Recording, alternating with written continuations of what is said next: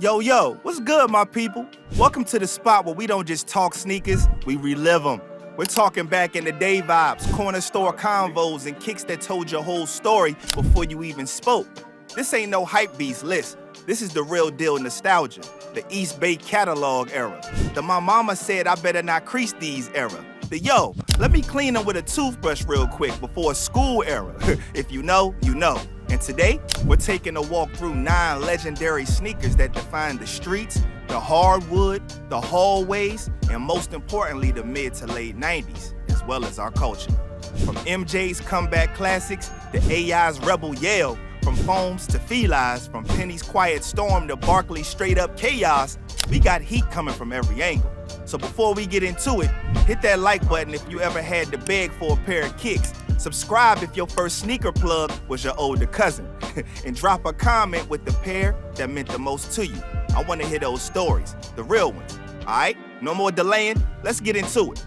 You already know we had to start off with the Air Jordan 11s, man. The prom king of sneakers, the crown jewel, the one that made kids show up to church just to flex in the lobby.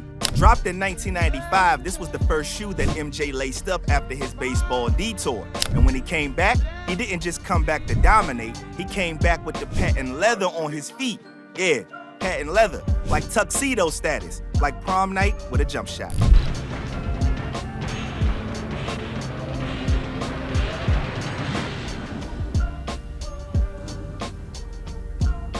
Designed by the legendary Tinker Hatfield, the 11s were stacked with performance tech, full-length air sole, carbon fiber plate, and ballistic mesh upper, all wrapped in a look that had no business being that clean on a basketball court. MJ wore the Concords during the Bulls' historic 72-10 season. The breads dropped, the cool grays came later, and every pair became an instant grail. But these weren't just for hoopers. Nah, the 11s were universal.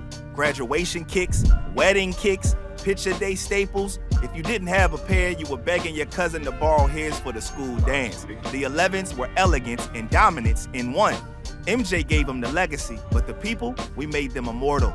Than just a movie prop. It was the first time that this model was unveiled. And this was like one of the most popular Jordans ever made, the Jordan 11. Now, while MJ was finishing the second act of his legacy, a young legend in Philly was just getting started. And he came in with braids, tats, attitude, and a crossover that made grown men touch earth. With the first pick in the 1996 NBA draft, the Philadelphia 76ers select Allen Iverson from Georgetown University. Enter Allen Iverson and the Reebok Question. Dropped in 1996, this was AI's first signature shoe, and it hit like a mixtape with no skips. The pearlized toe cap, thick leather upper, honeycomb hexalite cushioning, and the embroidered 3 on the heel. This shoe looked like it came with a chip on its shoulder. Yo, Al, what's up with those shoes? Alan, what's up with the shoes?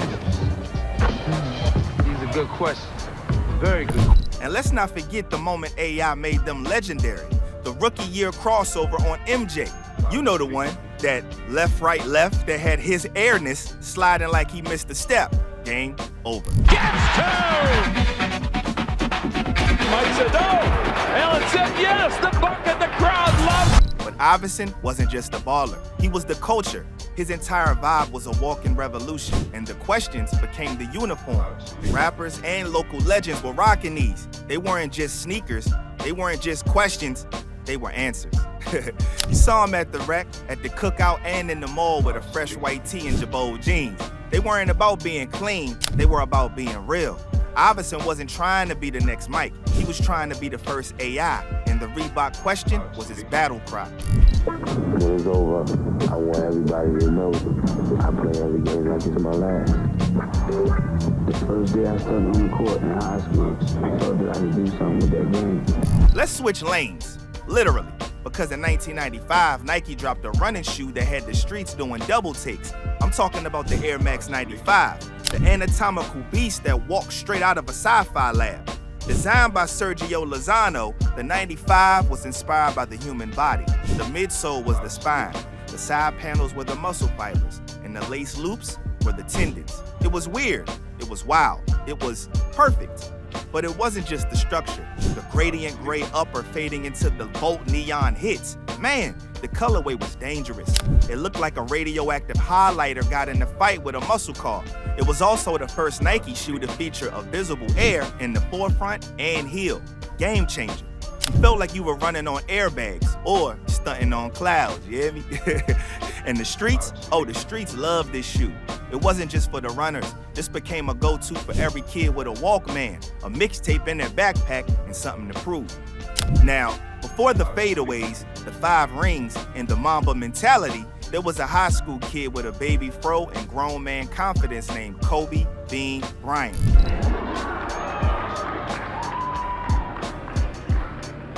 No, I have decided to skip college and take my talent to the NBA. And in 1997, Adidas gave him his first signature shoe, the KB8, later known as the Crazy 8. Now listen, this shoe was wild. It had Adidas Feet You Wear tech, which gave it a wide contour sole for natural foot movement. But the real star was the look. The wavy, aggressive midsole looked like it came out of an anime fight scene.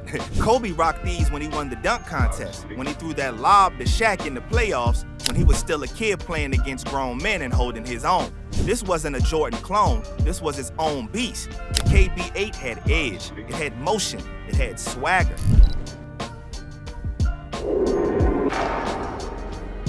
Just believe in yourself.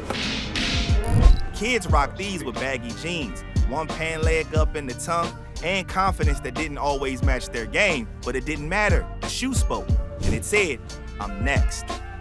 Then came the Foamposite. The Nike Foamposite One dropped in '97 like a sneaker-shaped UFO, and people didn't know whether to wear it or put it in a museum. Penny's moving so fast, man, I didn't know what was on his foot. It looked like space basketball boots, war sneakers for the court. That's just that's next level. That's a battle suit.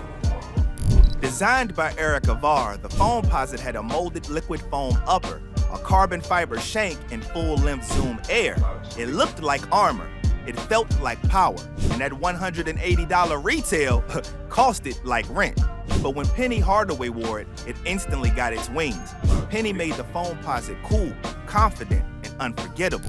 Because this shoe starts out as a liquid, and it's poured into a mold that is upside down, and the material flows down around, and it looks like a giant waffle iron.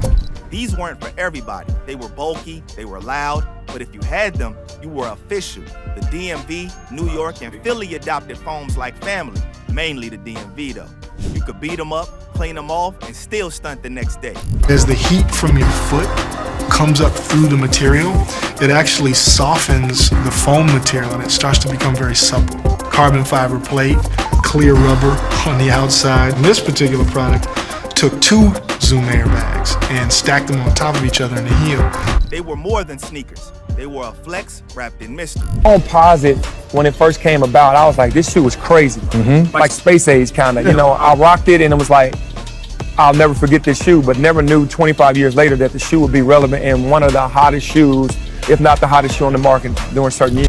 Meanwhile, Grant Hill was quietly putting up triple doubles and dressing like he was meeting your mom after the game. And his Fila Grant Hill 2, smooth, clean, classic. The shot is there. Touch it, feel it, get up in the air. Over and over, the confidence will grow.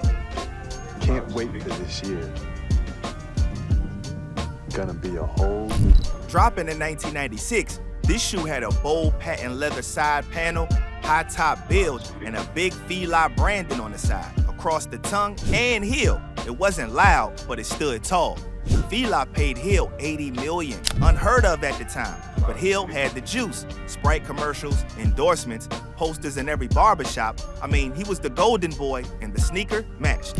Work hard, have fun, enjoy the infatuation.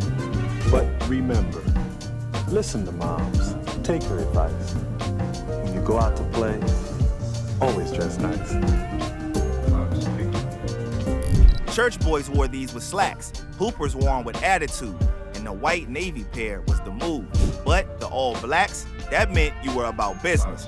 For a moment in time, Fila had the streets, and this shoe was the reason. Before Zoom Tech took over, before every guard was rocking low tops, there was a shoe that came through looking like it belonged in a comic book. The Nike Zoom Flight 95. Dropped in 1995, designed by Erica Barr. Yeah, that Erica Barr, the same genius behind the Penny line and the Foamposite. The Zoom Flight 95 introduced something the world had never seen before, the big, bold bug-eye pods on the midsole. The moment you saw them, you knew they weren't just sneakers, they were statements. Let's talk tech. The Zoom Flight 95 was the first Nike basketball shoe to feature Zoom Air, that low-profile responsive cushioning that gave guards an extra gear. This wasn't soft bounce, it was quick strike. Perfect for speed, cuts, and breaking ankles at the top of the key.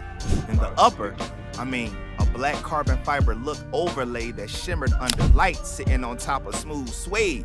The contrast stitching popped like a custom whip, and the silhouette had this sleek, curved flow that made the shoe feel like it was in motion, even when you were just posted on the sideline talking trash. Jason Kidd's Revolution will be led by Jason Kidd, but he was still a rookie at the time, was the face of the shoe. Flashy passes, fast breaks, court vision like a psychic. The Zoom Flight 95 matched his game. Fast, smart, and always 2 steps ahead. Pass, every three-point shot, every crossover, and every strong finish. Jason Kidd speaks for the revolution. For the revolution is about basketball, and basketball is the truth. But here's the final real flex. The shoes weren't just for pros. They were everywhere. Every hooper who couldn't afford Jordans but wanted to still have heat were rocking flights. Every kid with a fast crossover and a bad attitude had a pair. They were heavy in the barbershops, in the pickup runs, and on the feet of that one kid at school who always wore gym shorts under his jeans, just in case. You could wear them with the champion shorts, you could wear them with the FUBU jersey. They weren't just performance shoes, they were cultural currency. And even now, they still hold weight. Retroed and re-loved, the Zoom Flight 95 is a reminder that you don't need a logo to be iconic, just vision, confidence, and a little bit of crazy on the outsole. Word up. Now, from smooth to straight chaos, the Nike CB34, Charles Barkley's signature shoe, looked like it was built in a steel mill. It dropped in 95, and this thing was a tank. Mid-foot straps for lockdown, a massive 180 Air Max unit, and a Sir Charles literally stamped on the soles. Like, you could read the shoe while you were getting dunked on. Barkley was brash, unapologetic, funny as hell, and a bully in the paint.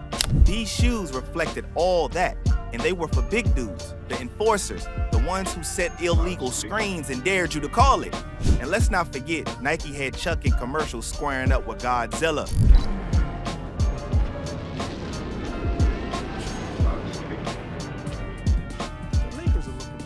How many players got that type of rollout?